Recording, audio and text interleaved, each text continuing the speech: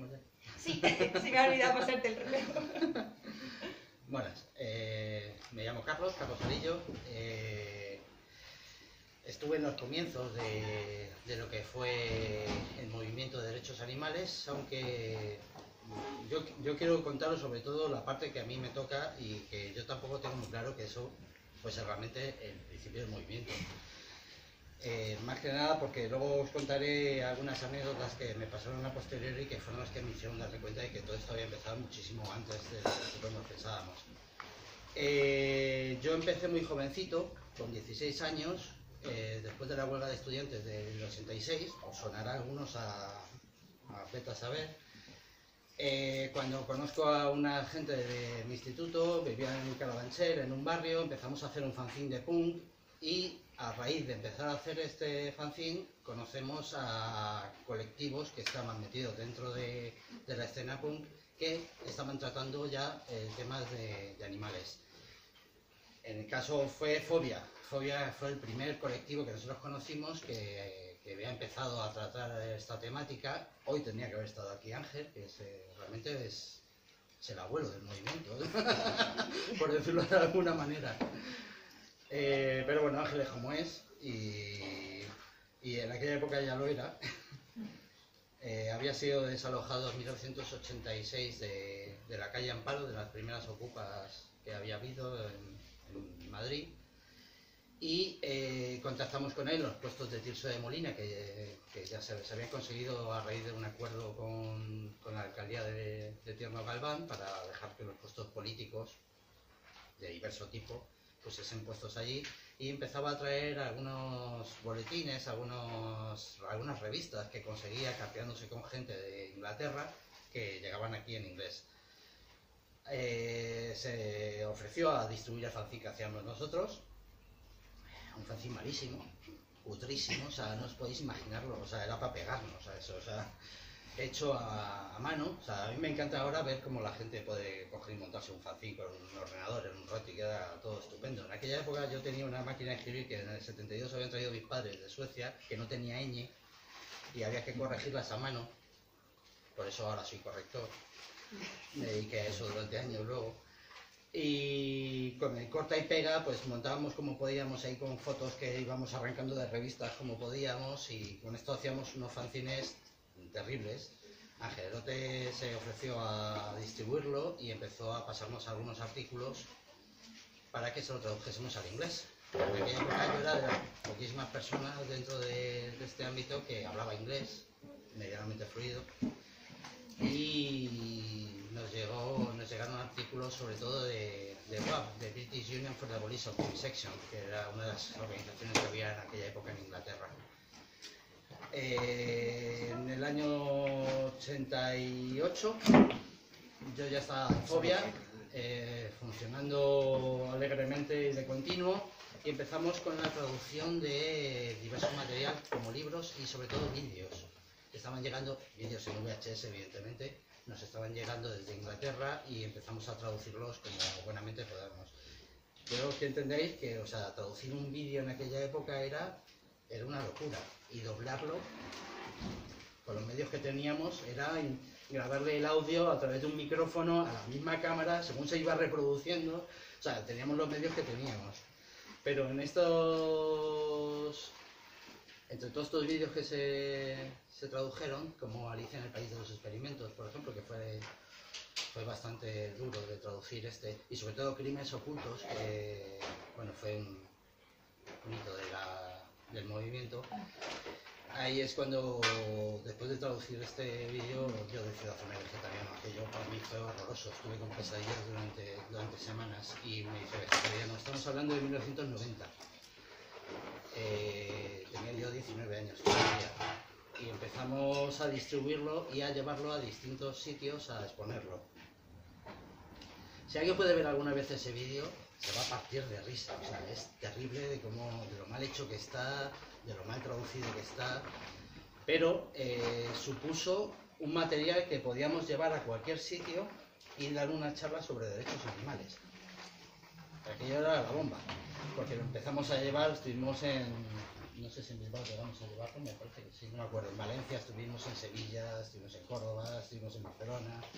Lo llevamos a un montón de sitios donde se iban exponiendo y, bueno, se creaba mucha controversia. Estamos hablando del movimiento punk, del movimiento Ocupa, donde era una cosa que no estaba nada aceptada, en absoluto. Ahora es una cosa como más normal, pero en aquella época los ocupas no querían ni oír hablar del tema. De hecho, unas movidas que teníamos principalmente era que se financiaban vendiendo carne en muchos sitios, vendiendo comida. Y eso nos generó un montón de problemas en muchos sitios. Estos contenidos los empezamos a volcar al fanzine, empezamos a distribuirlo. El fanzine empezó con 50 fotocopias hechas en la empresa del padre de un colega a 500 ejemplares de imprenta que se distribuían por todo el país con cintas de regalo que incluían temas de grupos animalistas. Empezamos a hacer las primeras ediciones de grupos que hablaban de derechos animales, de grupos de música, horrorosos. No lo recomiendo que los escuchéis, pero era la primera vez que teníamos ese material disponible y se empezó a editar. Y bueno, pues por ejemplo sacamos un recopilatorio que se llamaba ¿Cómo puedes ignorar sus gritos?, que llegó a venderse cerca de 2000 cintas. O sea, estamos hablando que eran cosas que se vendían mano a mano en sitios muy concretos. O sea, que ahora mismo tú haces cualquier artículo, lo subes a internet y lo ven 20.000 personas. Pero en aquella época hacer 500 fanzines, aparte del coste económico que tenía, que era terrible, pues costaba mucho luego distribuirlo y que eso llegase a todas partes. Nos metimos a montar conciertos de grupos, principalmente vegetarianos y veganos, que venían con material diverso. Por aquí pasaron, pues no sé, toneladas de grupos. Había veces que teníamos hasta 2 giras a la semana de grupos. Para ello disponíamos de un espacio que fuimos poco a poco metiéndonos como un cáncer en Minuesa, que era la Ocupa más grande que había aquí en aquella época. Nos tenían totalmente vetada la entrada porque éramos veganos anarquistas, nos tenían... O sea, en aquella época había una tendencia pues cercana a HB, cercana a lo que fue AFAP, el Grapo, no sé si algunos conoceréis y tal. Entonces, digamos que los anarquistas y veganos no éramos muy bien recibidos, pero teníamos una cualidad, debe ser de las pocas que teníamos en aquella época, que era que éramos gente muy constante, muy entregada a la causa, que dedicamos las 24 horas al día al tema y fuimos haciéndonos un hueco hasta el punto de que a finales del 91 abrimos el primer comedor vegano de todo el estado, que funcionaba los 7 días de la semana, incluyendo la comida de los domingos, que a lo mejor se podía hacer comida para 200, 300 personas. Bueno, ahí estáis viendo un montón de fotos que son de la época. Eso es el comedor de Minuesa, que habían unas 60 personas y se abría todos los días de la semana. Esto se convirtió entre esto y el local de fobia que teníamos en la calle Ave María, se convirtieron en los 2 puntos de referencia donde pasó todo el mundo del tema animalista en aquella época, y sobre todo era una puerta abierta a toda la gente que venía de fuera, que eso era importante. O sea, la gente que venía de otras ocupas de todo el mundo, pasaban por allí y era donde nos traían el material, todo este material que hemos traído aquí para que lo veáis, que parece un mercadillo de segunda mano. Y gracias a esto pues intercambiábamos mucha información que era vital, porque llegaban poquísimas cosas. A partir de ahí ya empezamos a distribuirnos las labores de escribir a determinados sitios y empezar a importar, pues por ejemplo, la revista Arcángel, la de Frente de Liberación Animal. Y evidentemente con los conocimientos que nosotros teníamos, que eran más bien pocos, y con mucho corazón pero poquísima cabeza que teníamos en aquella época, pues empezamos a hacer un montón de acciones directas y sin que hubiese, que para mí fue lo peor de todo, que no hubiese un movimiento realmente detrás que fuese el que lo respaldase. No había una organización de gente que fuese la que estuviese lanzando tu mensaje mientras tú hacías esas acciones directas. Veníamos del punk, entonces directamente nos podíamos hacer barbaridades, porque es la consecuencia lógica de hacer las cosas sin cabeza. que era, pues a nosotros nos llegaba el Frente de Liberación Animal y nosotros, hostia, flipábamos en colores y esa misma noche salíamos y lo que pasaba había pasado. No voy a dar detalles, si alguien luego con un par de cervezas puedo contar lo que queráis, pero bueno, esto nos llevó a tener problemas legales incluso, porque bueno, pues no era precisamente lo más idóneo en aquel momento. Tampoco teníamos un respaldo porque las asociaciones animalistas que había en aquella época eran, por ejemplo, ADA, que recibía subvenciones de la reina Sofía en aquella época, no tenemos otra. Estaba ANDA, que por ejemplo estaba cogiendo objetores de conciencia para hacerles la prestación social sustitutoria. Para que os hagáis una idea, yo estaba a punto de entrar 2 años de prisión por negarme a hacer el servicio militar. Ahora mismo nadie tiene ese problema, pero en aquella época eso fue terrible. De hecho, de toda la gente con la que yo me movía en aquella época, fui, por ejemplo, el último presidente que tuvo la emisora de Radio Onda Nada, porque era el más joven de todos y era el que no había entrado en búsqueda y captura todavía. O sea, no por otro motivo. La cuestión es que a través de Fobia, pues tuvimos también acceso a Radio Cero, Radio Anti-OTAN, que luego se convirtió en Onda Nada. Radio Cero, Onda Nada, un juego de palabras. Y empezamos a hacer programas de derechos animales. Tened en cuenta que unas emisoras de Radio Libre en Madrid, la mayoría tenían un alcance bajísimo, o sea, que se oía en el edificio de enfrente y como mucho en la calle de al lado. Pero conseguí meterme en Radio Elo, que ahora es Radio ELA, no sé si alguno la conoceréis. Radio Elo antiguamente era la emisora Libre de Casitas, que tenía un emisor que cubría la ciudad entera. Entonces, en aquella época, yo ya bastante quemado de cómo estaban funcionando las cosas dentro del hardcore, pues empecé a hacer un programa allí. Teníamos un programa también en Onda Nada, que fue el primero que se hizo de... O sea, estoy saltando un poco caóticamente en los años, porque realmente, aunque yo me he hecho un croquis de años, el Alzheimer ya no me deja tampoco acordarme muy bien de qué año estamos hablando. Teníamos un programa de Straight Days, fuimos el primer colectivo de Straight Days que se montó en España, debe ser a finales del 90, yo creo, por ahí, 90-91. Y este mismo programa se hacía luego en Radio Elo.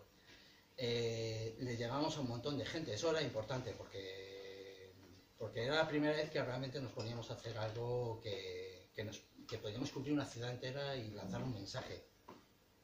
Cómo lo hacíamos tampoco voy a meter mucho detalle porque era bastante penoso. A raíz de... no, en 1993 me parece que fue, montamos las famosas jornadas straight veganas, que ya no, aquí yo le doy una foto para atrás. Ahí ya nos conocíamos de aquella época, que ya hemos empezado a colaborar. Sí. Un premio para que nos reconozcan. Ahí está la ancha. Y aquello de allí, de la raya soy yo. O sea, vosotros mirad esta foto. ¿Quién nos iba a tomar en serio? Nadie nos iba a tomar en serio. Habíamos empezado pues algunos menores de edad. Ahí por ejemplo está el segundo por la derecha, es Javi Bueno, que acaba de fallecer recientemente.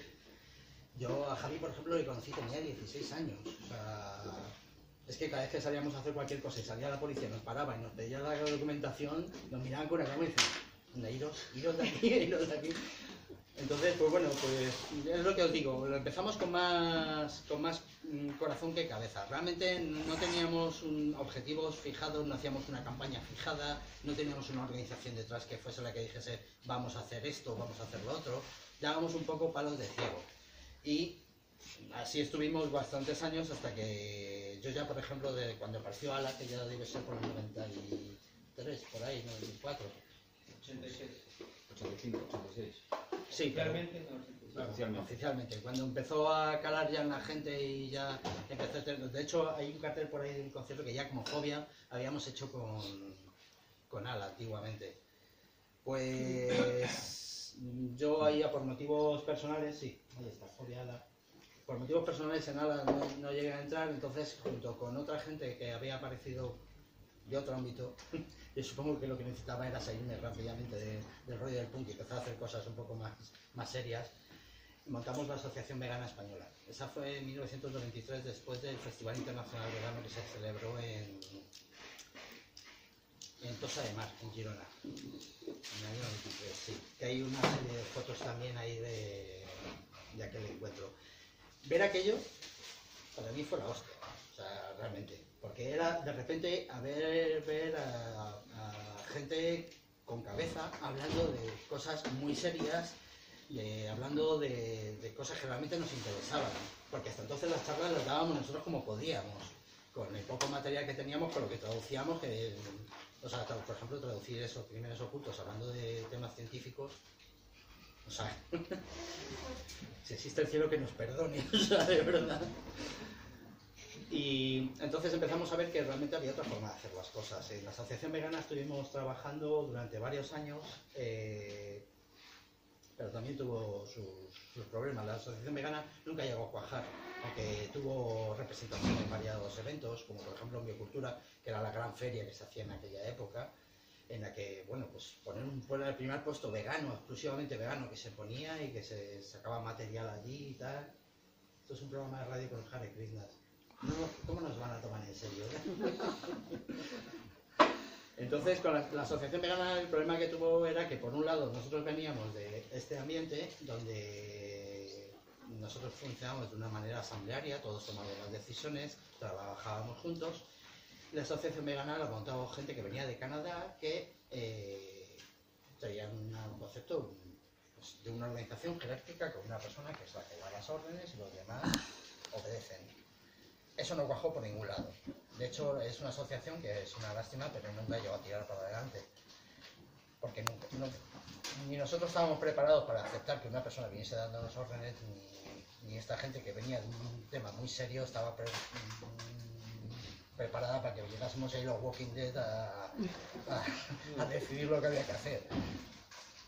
Entonces, yo ya que en aquella época había promovido un golpe de estado en la emisora de radio en la que estaba, en la radio Elo, y habíamos destituido al director y habíamos creado un sistema asambleario en la emisora, pues pasé a ser responsable de programación y lo que hice fue hasta 97-98 por ahí, como responsable de programación me preocupé de que siempre, durante todos esos años, desde el 93 al 97, hubiese siempre programas de derechos animales que llegasen a todo el mundo. Fue una labor bastante dura, la verdad es que la emisora de radio ahí me absorbió totalmente, porque es mucho trabajo. O sea, si estás haciendo esto no puedes estar en mil cosas. Pero ya por el año 95 empecé a militar en CNT como organización anarcosindicalista y eso es lo que os quería comentar antes.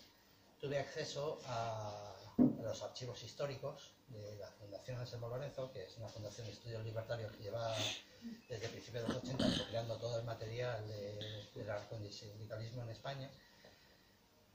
Y me encontré las publicaciones de derechos animales y de vegetarianismo de 1900, 1902, 1910.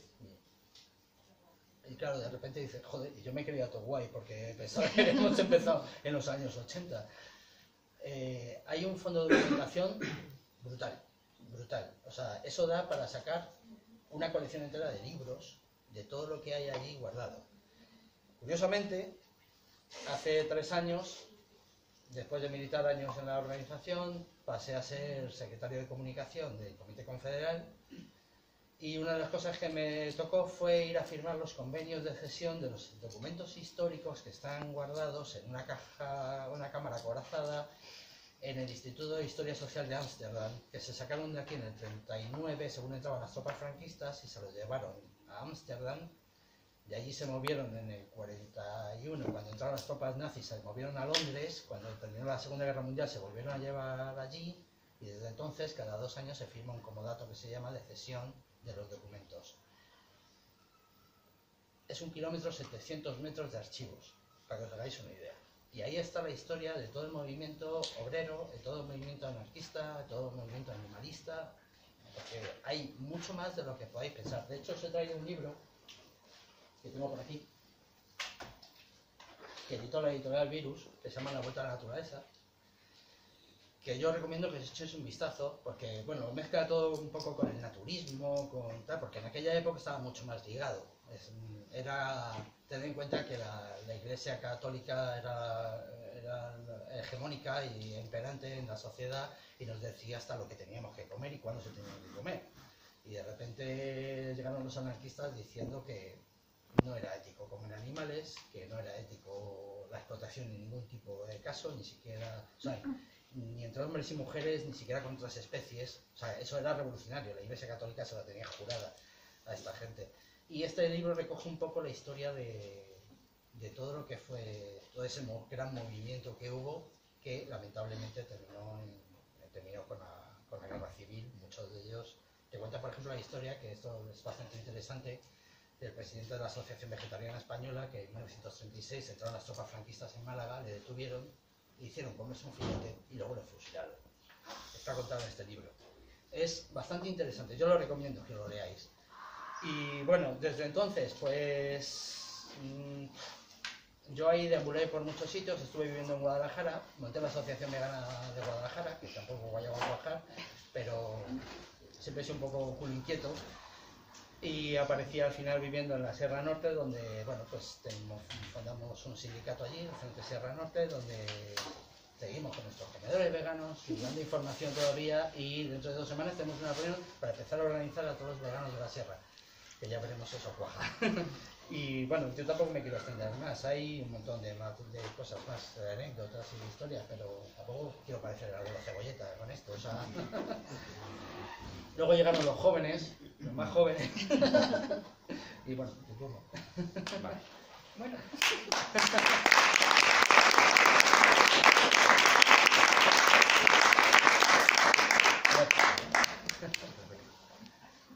¿Te vas a poner de pie? Sí, vamos a poner de pie. Yo que ya no puedo estar de pie tantos ratos, ya, pero... Es que no quieres tocar después.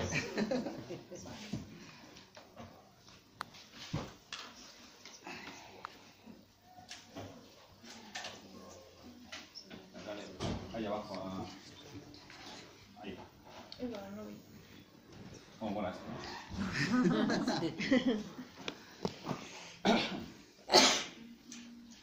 Vale. Yo no me llamo Crescu, pero me llaman Crescu. Así que me podéis llamar Crescu. Me llaman así desde los 14 años o por ahí. Y vengo de Bilbao. Vale. Y bueno, me pidieron que, pues eso, que había gente interesada en saber, pues, qué pasaba en el mundo de la liberación animal hace 15, 20 años, 25 años. Y bueno, pues esta semana, junto con la ayuda de Arantxa, recopilando ahí, desenterrando tesoros, y he venido a enseñaros algunas cosas, ¿vale? Sobre todo es interesante, más que verlo, pues también entender el porqué, ver cosas que aprendimos en su momento, porque hoy en día las cosas se hacen de otra manera, lo que hemos aprendido por el camino, esas cosas que hemos aprendido, pues es interesante que se aprovechen, ¿no? Bueno, pues yo tengo una historia muy paralela a la de Carlos. Yo con 13, 14 años, o incluso con 12 años, pues descubrí una cosa que ocurre allí en Euskal Herria que llaman el rock radical vasco. Y cuando lo descubrí yo dije, jo, ya sé lo que quiero hacer en la vida. Vale, entonces, bueno, pues empecé a escuchar música punk y tal, luego empecé a escuchar música hardcore y me puse a comprar discos, ¿no? Y bueno, pues conocí una distribuidora que se llamaba Fobia, de la que ya ha hablado Carlos, y ahí la llevaba pues Mar y Ángel. Y dijo, pues Mar y Ángel cogían y cuando vendían discos, metían folletos dentro. Y claro, yo me llegaba un disco por correo y tal, jo, qué guapo y tal. Y este folleto, ostras, no sé qué, empezaba a hablar de los animales y tal. Y dijo, pues cada vez que me compraba me llegaba más información, que si la experimentación, que si las corridas de toros. Y bueno, pues empezó a calarme eso, ¿no? Y luego también descubrí que algunos de los grupos en inglés que yo escuchaba y que no entendía nada de lo que decían, pues según empecé a entender un poco el inglés, dije, coño, pero si están hablando también de esto, de los animales y tal. Entonces, bueno, pues en el año 92, pues con toda esta información, pues tomé la decisión de dejar de alimentarme de animales, ¿no? Dejar de usar animales. Bueno, fue un pacto entre Arantxa y yo, decidimos, venga, a partir de ahora nos dejamos de comer animales. Y bueno, pues vimos la necesidad de empezar a movernos, ¿no? De, jo, pues no es suficiente con no comerse los animales, deberíamos tratar de que, jo, pues que tratar de extender esto, de que haya más gente que se una, de que pues, la situación de los animales, la gente no es consciente de ella. Vamos a pensar a ver cómo hacemos llegar esto a la gente y tratar de que esto se extienda, ¿no? Entonces, bueno, pues empezamos a hacer cosillas, empezamos a juntarnos con gente que pensaba parecido Pues ahí se nos juntó Javi, cuando aquello tenía Javi 15 años, un chavalillo nos parecía, y tenía las mismas ideas que nosotros, ¿no? Y Javi era, hay que hacer cosas, vamos a poner bombas, vamos a no sé qué. Tranquilo, chaval, tranquilo. Claro, Arantxa y yo teníamos 18 y había un chaval con 15 ahí con esa energía que dices, ostras. Bueno, pues montamos esta historia, ¿no? El Bilboko Animal y Escapena. Ahora me doy cuenta que lo tradujimos mal. Bueno, da igual. El colectivo de liberación animal de Bilbao, ¿no? Pues empezamos a hacer cosas, ¿no? Hacemos este logotipo y tal, ya con la V esta. Empezamos ya a movernos, ¿no? Vale. Este fue nuestro primer cartel antitaurino. Eva. Pues eso. Recortando letras de revistas, con la máquina de escribir también, igual que tú. Mi máquina de escribir sí tenía ñ, pero no tenía T. Pero nos dimos cuenta que si ponías la I mayúscula se parecía una T, entonces bueno, ahí nos arreglamos bastante. Y bueno, pues hicimos este cartel, hicimos fotocopias, y me acuerdo de eso, Arantxa, Javi y yo, con un cachi lleno de cola, y con una brocha y pegando los carteles por el lado. Bueno, era muy divertido. Bueno, no sé, hemos puesto año 90, pero no lo tengo muy claro, no sé, 90, 91, no sé. Vale. Y entonces también, pues bueno, decidimos empezar a hacer un fanzine. Un fanzine que, bueno, básicamente nuestra idea era utilizar la música punk como gancho de atracción a la gente para que nos comprasen el fanzine, pero los textos que metíamos dentro lo que pretendíamos era hacer llegar un mensaje, ¿no? Utilizar la moda que había en aquel momento, el gran enganche que tenía el punk y el rock radical vasco, para llegar a la gente metiendo ideas políticas en los fanzines, ¿vale? Pues hacíamos entrevistas a los grupos y les hacíamos preguntas súper políticas, súper cañeras, pues para que se posicionasen. Y también porque la gente escuchaba la música, pero no se ponía a analizar lo que esos grupos estaban diciendo. Entonces nosotros decidimos enfocar entrevistas a los grupos, pues sacando eso a flote, ¿vale? Este fue el fanzine número 1, hubo uno antes que fue el número 0, curiosamente, nos dio por ahí. 75 pesetas. Todo corta y pega, no teníamos ordenador, esto era fotocopias, corta y pega, ¿vale? Y unos meses más tarde, pues tomamos la decisión de sacar este fanzine, ¿vale? Este fanzine fue un monográfico sobre el vegetarianismo. Y tuvo bastante impacto, porque en aquella época nos movíamos mucho por centros sociales, gastechas, casas ocupadas, y llevábamos siempre una mochila de fanzines para dejar, para distribuir en los sitios, ¿no? Por supuesto, nadie nos pagaba nunca después, ¿no? Lo que hicimos fue pues, editar una cinta con grupos todos extranjeros menos uno, y todas las letras de esa cinta hablaban de vegetarianismo, ¿vale? Lo que pretendíamos era hacer todo el movimiento punk que había, hacerles caer en la cuenta de que gran parte del movimiento punk europeo y americano estaban hablando de vegetarianismo. La gente aquí todavía no se había dado cuenta, ¿vale? Porque hablaban en inglés, básicamente. Y bueno, pues hicimos este fanzine. Nosotros hicimos 1500 copias. Pasadlo por ahí si queréis. Hicimos 1500 copias y a Ángel le dimos permiso para ir a hacer copias a su bola. Y luego también una persona en Sudamérica también nos pidió permiso para hacer ediciones y dijimos que sí. Entonces realmente no tenemos control de cuántas copias se hicieron. A nosotros 1500 más las que serían por ahí, pues no sé, miles. Y esto llegó bastante. Al final... pues una vez nos pasó que fuimos a Valencia y había un concierto de Sindios allí y Tarzán y no sé qué más, y no dejaban entrar porque estaba lleno. Y dijimos, es que hemos venido de Bilbao, somos los que hacemos el antitóxico, pasad. Al final, pues bueno, pues sí que llegó mucho y tal, y fue conocido, fue bastante rompedor. En aquella época nadie hablaba de esto, como decías tú, estetofobia, y esto y escalcor, que eran vosotros. Es decir, que a mí también me llegó, buena parte de esto me llegó a través de la distribuidora de Carlos, muchos discos que escuché y que me engancharon para tomar este tipo de decisiones, me vinieron gracias a Carlos también. Mi primer disco de Active Minds, te lo compré así. Vale. Bueno, esto es el equipo que hacíamos en Antitoxin. Empezamos 3 personas al principio, Arantxa, Chus y yo. Y bueno, al final Chus se marchó y empezó a hacer su propio fanzine, que era El Último Reducto. Y este chico se llama Juanjo, hacía un fanzine también.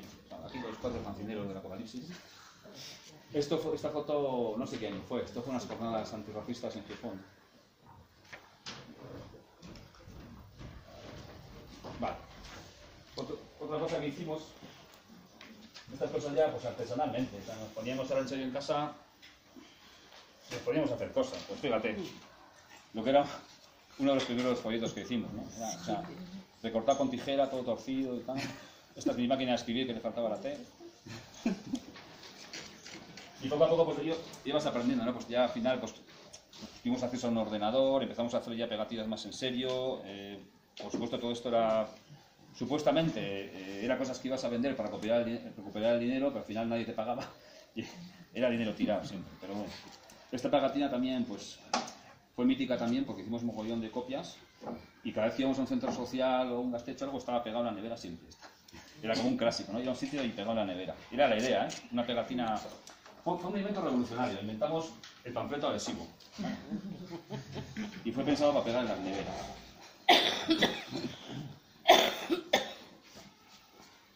Aquí, pues bueno, dábamos importancia, hablábamos de cuatro razones para hacerse vegetariano. Pues hablábamos de pues, motivos políticos sociales, motivos los animales, la salud, el medio ambiente. Bueno, pues en aquella época teníamos esta línea ideológica, ¿no? Hoy en día, pues ya hace muchos años que decidimos hablar solo de los animales, que es lo importante. Vale. Yo todo esto estoy contando, pues porque es lo que nosotros, la parte que nosotros conocemos en la que intervenimos de alguna manera. O sea, hay gente que hacía muchísimas más cosas, 1000 veces más activa, antes que nosotros, pero bueno, nosotros podemos contar la pequeña parte que nosotros pudimos aportar, ¿vale? En el año 95 pues nos dio por montar unas jornadas sobre liberación animal. Las íbamos a organizar en Bilbao, pero como no teníamos local nos fuimos a Gijón. Nada. Pues cogimos el coche y nos fuimos para allí. Y nada, fue un puente entero, fue gente de muchos sitios, de Valencia, de no sé, de un montón de sitios. Un puto desastre, o sea, vamos. Yo me muevo unas jornadas así y le pongo una paliza. O sea, a veces venir hasta aquí para esta mierda. Pero en fin, bueno, pues, por algo se empieza, ¿no? O sea, también se aprende haciendo las cosas. No lo parecía que ya. Ya, claro. Daba el pedo. Igual también era coherente con lo que se hacía en esa época, ¿verdad? Pero vamos, fue un desastre, no preparamos nada. La comida sí, eso sí, nos esforzamos mogollón por hacer bien la comida, pero todo lo demás, un desastre. Además compramos la comida en Bilbao, la llevamos en el coche hasta allí, o sea, por si acaso. Sí, por si acaso no tenían comida en Gijón. En fin, todo muy divertido. Eso sí, lo pasábamos muy bien, mejor que ahora. Vale. Y bueno, pues al final, hay muchos años haciendo cosas de este tipo y bueno, pues en el año 2000,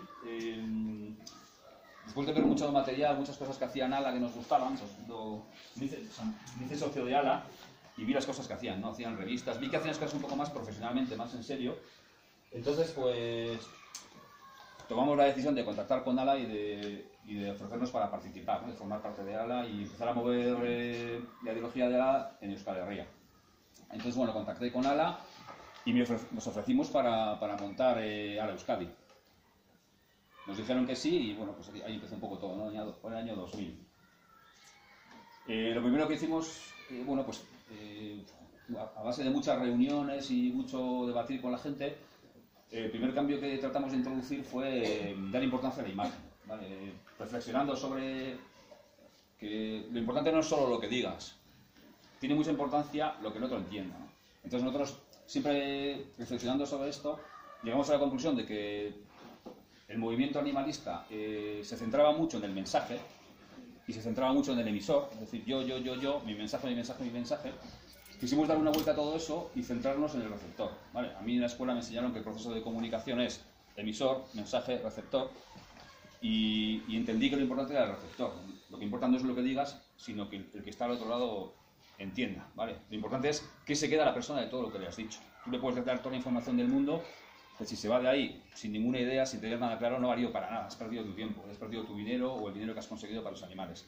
Entonces, pues empezamos a hacer una reflexión sobre cómo hacer eficazmente lo que estábamos haciendo, ¿vale? Cómo conseguir que realmente la gente cambiase, ¿vale? Cómo me las arreglo yo para que la persona a la que yo le cuento mi chapa haga una autorreflexión y decida cambiar su vida. Eso era el centro de todo. Y de ahí partía todo. A partir de ese momento dejó de tener importancia el yo soy vegetariano, yo soy vegano, yo, para pensar, vale, a este que le cuento para que se lleve esto a su casa, ¿vale? El enfoque era radicalmente diferente. Entonces, bueno, pues renovar el logotipo de ALA, renovar la imagen corporativa. Me acuerdo que íbamos a reuniones a Madrid y bueno, pues decía, venga, vamos a hacer una tirada de folletos. Y me acuerdo que estaba Rafa Boró, vale, ¿crees que vamos a hacer folletos? Folletos hacemos 1000. Y decía, no, Rafa, 100.000. pero tú estás loco, 100.000 folletos y tal. Claro, joder, te curras un folleto, te curras el texto, reflexionas, o sea, lo llevas a imprenta para hacer 1000, para llegar a 1000 personas. No, no, o sea, aquí hay que llegar masivamente.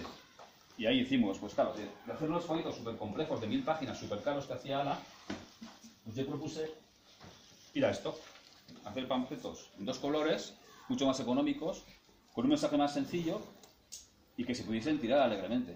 No, así podéis hacer 100.000. Y bueno, pues ahí, bueno, al final hicimos folletos, vamos, pero por folletos que no quede. Vamos a hacer ediciones de folletos, decimos, pero vamos, variedades de todos los gustos, colores. Fue tremendo.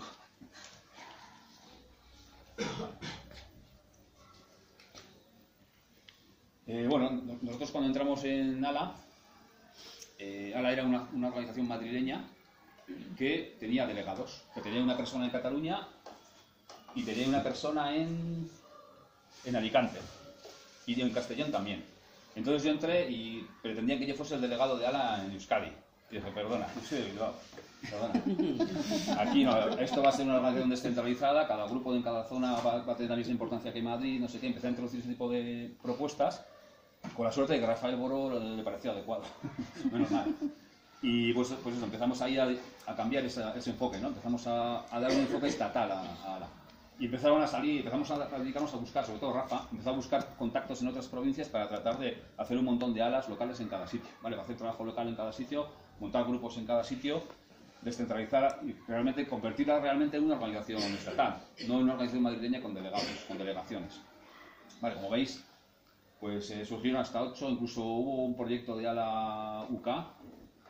Incluso se contactó con gente de Colombia, ya vamos, ya desfasando, ya internacional y tal. Pero bueno, realmente las que funcionaron fueron estas. Las que tuvieron peso fueron estas 8. Y bueno, algunas aparecían, desaparecían, duraban unos meses, bueno, pues un poco... Vale, ¿qué ocurrió? Pues que empezó a ser un conflicto interno, ¿no? Pues, hasta ese año no se diferenciaba entre liberación animal, maltrato animal, bienestarismo, antiespecismo, era todo un poco lo mismo, ¿no? Si ayudabas a los animales, lo mismo ibas a una perrera a colaborar que adopciones de mascotas, daba todo igual, no se diferenciaba, ¿no? Y bueno, empezaron a llegar estas ideas. Por un lado llegaron desde Galicia, por ahí, ideas de este tipo, a través de la gente que estaba en Liberación Animal Galicia, Óscar Horta, Eladio, Olaya, pues empezaron a mover esta ideología sobre la liberación animal. Por otro lado, Rafael Boró pues empezó a traer traducciones de Franchone, pues más aprendiendo a diferenciar esta ideología, ¿no? Y esto generó un conflicto interno. Había mucha gente que pretendían seguir con la línea anterior, que era luchar contra el maltrato animal, y había personas que queríamos pues, caminar hacia la liberación animal, lo que hoy en día pues, se llama más antiespecismo. Claro, eso es conflicto, claro, lógicamente, como pasa hoy en día, ¿no?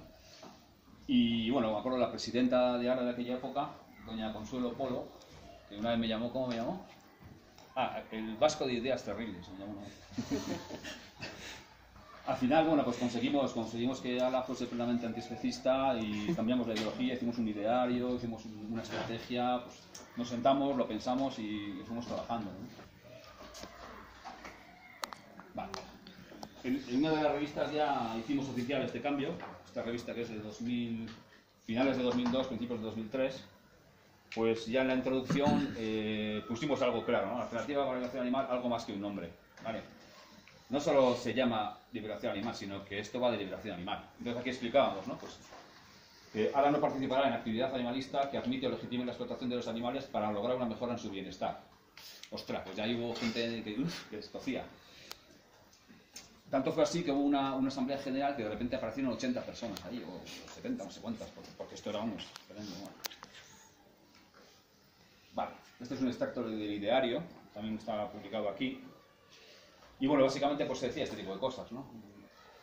Se hablaba del especismo, no nos interesa luchar por mejorar las condiciones de esclavitud, ni por eliminar el sufrimiento innecesario, el bienestar animal es empleado por los explotadores como escudo y como lavado de cara, pues ya empezamos a introducir este tipo de mensajes, ¿vale?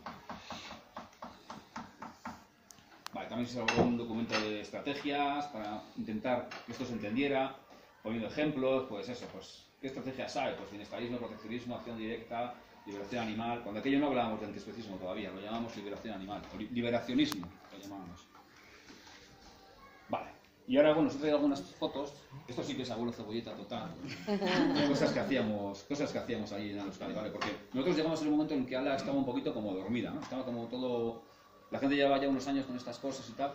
Y Ala de Euskadi llegó en un momento en el que, ¡pum!, arrollamos, ¿no? Empezamos a hacer actos, tal, y contagiamos un poco a toda la gente de Ala. Conseguimos hacer ahí un grupito de personas muy comprometidas y en plan de eso, de todos los sábados mesa informativa, actos más jóvenes.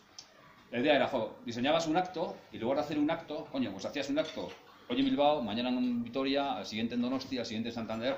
Aprovechar el trabajo para... O sea, no contentarnos con hacer un acto y te pagas a todo contento, sino, joder, eso tiene que llegar. Entonces, bueno, pues nos movíamos en las ciudades de alrededor.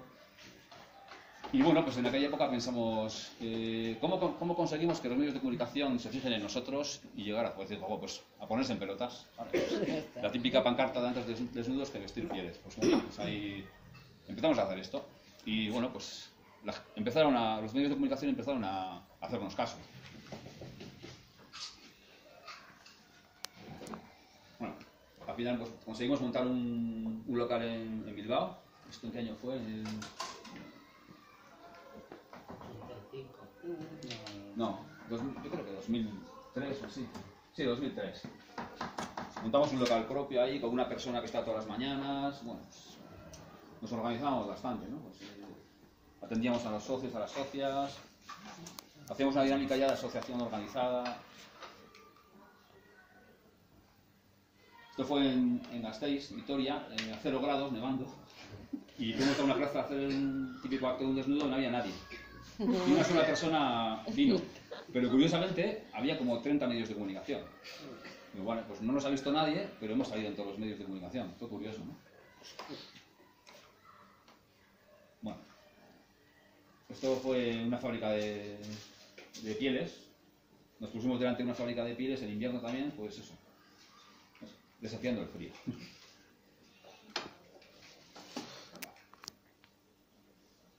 Bueno, estas son un poco fotos de que he encontrado por ahí, pues para que os hagáis una cosa del tipo de cosas que hacíamos, ¿no?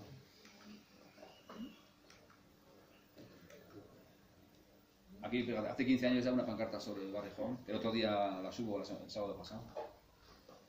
Aquí tenemos a amigo Oscar. Vale, este acto también tuvo bastante impacto. Soy yo. Que esa soy yo. Sí. La de que está de espaldas. Ah, vale. Esto creo que se le ocurrió a Javi Moreno. Y creo que la primera vez que se hizo fue en Bilbao, si no recuerdo mal, ¿eh? El tema de las bandejas. Sí. Y luego pues PETA nos escribió, nos pidió permiso para hacerlo ellos en Estados Unidos.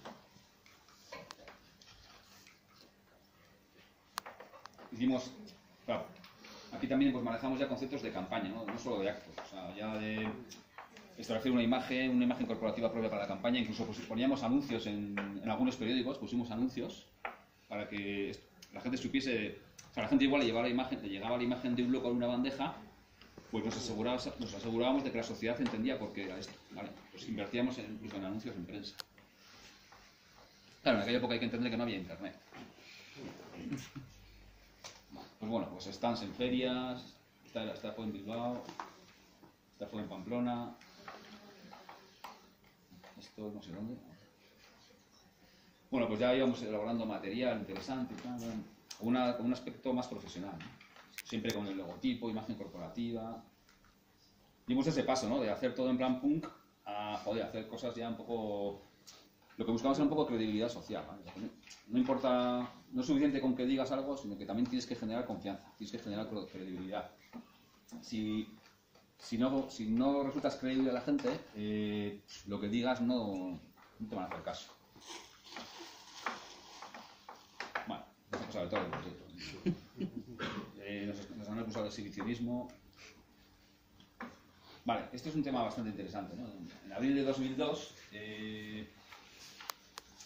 poco tiempo después de que los activistas de Liberación Animal Galicia se unieran a ALA también y montaran ALA Galicia, pues se propuso, partió de ellos la idea de ellas, de hacer una gira contra la vivisección, ¿vale? Una gira por 22 ciudades diferentes para dar conferencias en contra de la vivisección. Entonces, aquí se planteó el hacer una imagen corporativa propia para una campaña. Es decir, en lugar de usar simplemente el logotipo de las organizaciones, pues utilizar una imagen. Fue la primera vez que hicimos realmente una campaña con imagen propia. Diseñamos este logotipo, diseñamos un eslogan corporativo, hicimos un folleto, creo que lo tengo por aquí.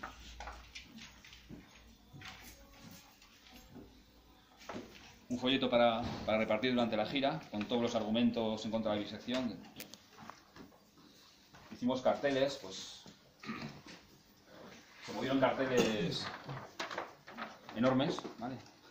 Para repartir por todas las ciudades. ¿Veis? Aquí está un poco todo el recorrido de la gira. Se contactó con activistas de todas las ciudades. Bueno, fue un trabajo muy importante.